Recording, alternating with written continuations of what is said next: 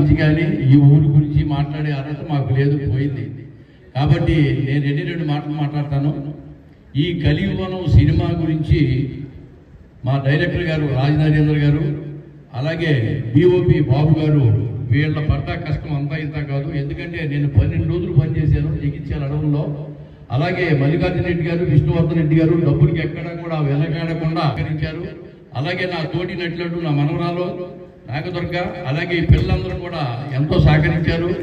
కాబట్టి నాకు నటించిన నటీనటులకు, సాంకేతిక నిపుణులకు ధన్యవాదాలు తెలియజేసుకుంటూ, ఈ సినిమాని విజయవంతం చేయవలసిన బాధ్యత మీ అందరి మీద ఉంది.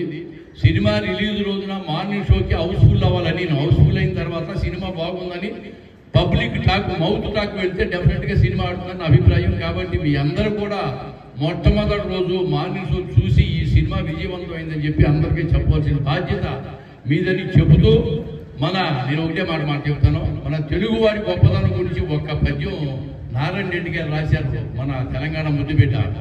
పంచకట్టుటలో నా ప్రపంచాన మనగాడు, పంచకట్టుటలో నా ప్రపంచాన మనగాడు, కండువాలేనిదే గణపదాటని వాడు, పంచపక్షాలు తన కంచాన ఒడ్డించ గోంగూర కోసమై గుటకలేసేవాడు, ఎవడు వాడు ఇంకెవడు తెలుగువాడు.